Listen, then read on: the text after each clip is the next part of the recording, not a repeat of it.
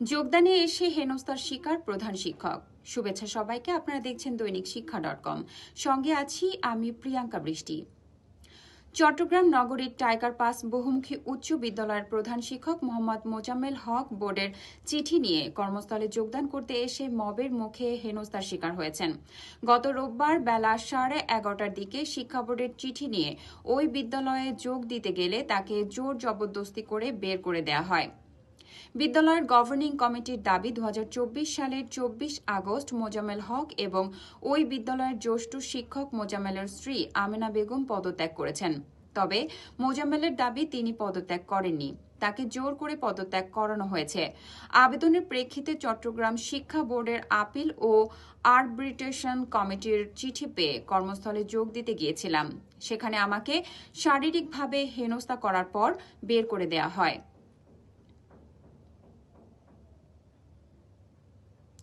Governing কমিটির সভাপতি হারুন-আর রশিদ বলেন, প্রধান শিক্ষকের বিরুদ্ধে আর্থিক অনিয়মের অভিযোগ রয়েছে। চট্টগ্রাম মাধ্যমিক ও উচ্চ মাধ্যমিক শিক্ষা বোর্ডের সচিব AKM শামসু উদ্দিন আজাদ বলেন, ওই শিক্ষকের আবেদনের প্রেক্ষিতে শিক্ষা বোর্ডের আপিল ও আরবিট্রেশন কমিটি মোজাম্মেল ও তার স্ত্রীর পক্ষে সিদ্ধান্ত দেয়। এ বিষয়ে বোর্ডের সচিব AKM শামসু উদ্দিন আজাদ বলেন, বোর্ড মোজাম্মেল ও তার স্ত্রীর পক্ষে সিদ্ধান্ত দিয়েছে এবং তিনি যোগ দিতে পারবেন। সিদ্ধান্ত না মানলে আইনগত ব্যবস্থা নেওয়ার সুযোগ রয়েছে। দৈনিক শিক্ষা.com এর ইউটিউব চ্যানেলটি সাবস্ক্রাইব করতে ভুলবেন না। ধন্যবাদ।